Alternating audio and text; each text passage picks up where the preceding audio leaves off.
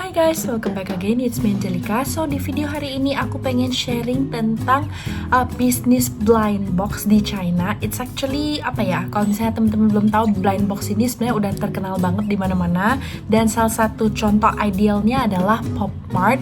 Kalau teman-teman tahu di Pop Mart itu kan banyak banget ya blind box yang lucu-lucu, yang menjual produk-produk kayak istilahnya gantungan, either itu patung buat dipajang kayak gitu ya. Jadi blind box ini kebetulan belakangan ini sangat-sangat viral dan sangat-sangat hot. Apalagi kalian tahu ya, Lisa Blackpink tuh punya banyak banget labubu as you guys know. Dan actually hari ini aku pengen sharing tentang misteri di balik blind box itu dan kenapa blind box ini tuh viral banget. Nah sebelumnya, blind box ini tuh kayak produk kemasan misteri, isinya itu mainan, figur, aksesoris, atau collection terbatas. Nah biasanya di blind box ini bakalan ada satu figur misteri gitu guys, yang sangat susah didapat. Dan biasanya kalau orang udah dapet figur misteri itu, mereka either jual atau mereka keep it for themselves. Nah untuk blind box namanya blind, yaitu buta, box itu kotak, berarti kotak yang buta, which is pembeli itu tidak tahu apa isi pastinya sebelum dibuka. Nah kalau teman-teman belum tahu, di China itu di Xiaohongshu atau di satu aplikasi gitu, dia itu mirip kayak Lemonade gitu. Itu ada orang yang sharing gitu guys, sharing misalnya kayak untuk dapat figur A itu kalian harus kocok, atau misalnya di kotaknya dipencet-pencet. That's why sekarang ada larangan peraturan di China kalau beli blind box itu cuman boleh sekedar kayak dikocok gitu, nggak boleh kayak dipencet-pencet kiri kanannya untuk menebak apa isinya. Dan seperti yang udah aku sebutkan tadi, brand yang terkenal yang sukses dalam bisnis blind box ini adalah Pop Mart atau Pop-Mart yang kalian tahu di China. Ini tuh sukses banget dengan konsep bisnis kayak gini. And also dia itu banyak mengundang atau collab dengan desainer terkenal buat bikin figur mainan yang cukup atraktif. Dan langsung aja kita bedah bisnis blind boxnya. Yang pertama itu model bisnis koleksi dan juga kejutan. Nah biasanya konsumen atau kita sebagai orang biasa, dari misalnya let's say satu series ini muncul 5 figur. Nah dari 5 figur ini mungkin kita cuma suka satu aja kan.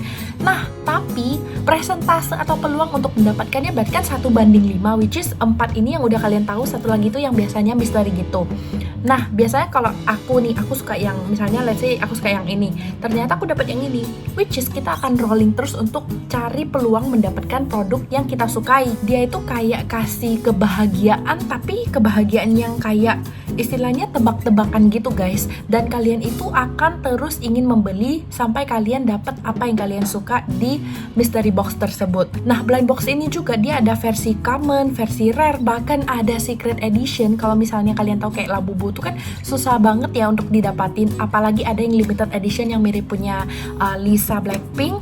Ini tuh mendorong pembelian berulang untuk mendapatkan koleksi yang kalian inginkan. Ada juga yang udah dapat koleksinya tapi mereka ternyata lebih tertarik lagi untuk mendapatkan full setnya. Nah inilah yang menjadi bisnis model koleksi dari blind box ini menjadi sangat populer di China ataupun di seluruh dunia. Bahkan aku udah pernah lihat TikToknya guys, di TikTok Amrik itu udah ada yang jual blind box dari China gitu, dan bahkan panjang banget antriannya waktu ada Pop Mart Store di US. Berikutnya yang kedua adalah ini tuh marginnya cukup tinggi ya, karena biaya produksinya ini sebenarnya relatif murah dan juga biasanya dijual dengan harga premium. Aku kurang tahu kalau misalnya di Indonesia jualnya berapa, tapi kalau di China itu mulai dari 59 sampai 79 RMB. Ini tuh kayak yang edisi yang normal kayak Molly, Dimo kayak gitu. Itu setara 120.000 sampai 170.000 rupiah. Nah, kolektor ini bahkan ya rela membayar lebih mahal kalau misalnya orang lain udah dapet nih. Ternyata aku lihat dan aku pengen banget ini, aku bakalan bayar lebih mahal untuk dapat koleksi tersebut. Ada juga sistem barter di Xianyu, aplikasi di China, sistem barter untuk boxnya, kartunya, dan juga mainan figurnya. Yang ketiga adalah ekosistem sekunder. Nah, kalau untuk blind box ini sebenarnya ada komunitasnya loh guys. Mungkin teman-teman belum tahu ya, komunitas ini buat untuk barter. Misalnya aku dapat Molly series A, dia dapat Molly series B, ternyata aku suka B dan dia suka A. Nah kita dapatlah win-win solution dengan sistem barter. Next, kita akan bahas kenapa sih blind box ini bisa viral. Yang pertama ini adalah pop culture ataupun budaya koleksi. Nah, anak muda zaman sekarang, apalagi anak muda Tiongkok ini suka banget barang-barang kawaii, barang-barang yang cute, yang yang lucu, menggemaskan gitu, dan juga yang berkarakter unik. Dan blind box atau manghe ini udah jadi identitas sosial gitu, mirip dengan tren sneakers atau trading cards di negara lain. Kedua adalah gamification, yaitu sensasi ketika kita membuka kotak atau kita membuka blind box tersebut, mirip dengan gacha in real life gitu. Kalau misalnya kalian biasa kalau main game kan gachanya tuh di handphone,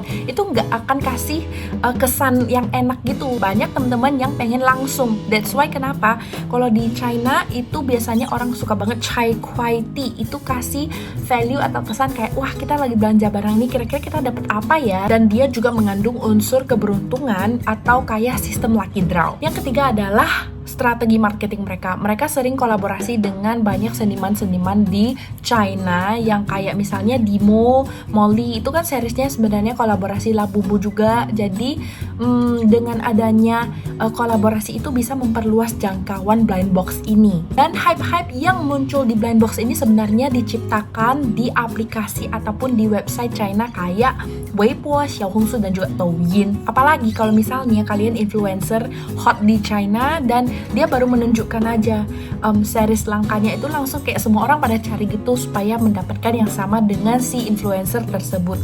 Dan bahkan kalau kalian tahu waktu Lisa lagi konser, dia pakai Labubu ya di roknya sampingnya itu, dan itu kayak itu secara nggak langsung sebenarnya marketing juga, tapi I don't know whether Lisa itu di endorse atau tidak, tapi secara nggak langsung kalau kamu fansnya Lisa, kamu pasti pengen punya sama dengan idol kamu. Berikutnya adalah kenapa dia bisa jadi candu bagi anak muda. Yang pertama itu adalah psikologi kejutan, which is efek dopamin saat kita membuka kotak tersebut. Kalau misalnya kita buka dan kebetulan itu sesuai dengan apa yang kita suka, pasti dopaminnya naik kan. Nah kalau misalnya kita nggak suka atau which is let's say kita nggak mendapatkan apa yang kita mau, kita pasti akan istilahnya membeli lagi sampai kita dapat apa yang kita inginkan. Berikutnya adalah karena FOMO, fear of missing out. Kalau misalnya kalian nggak beli, kalian kayak dianggap gak cool, gak keren, gak mengikuti tren. Tapi basically menurut aku sebenarnya FOMO ini tergantung ya guys. Kalau aku pribadi, aku nggak beli blind box kayak gitu karena menurut aku gak gitu penting. Maybe mungkin dari entah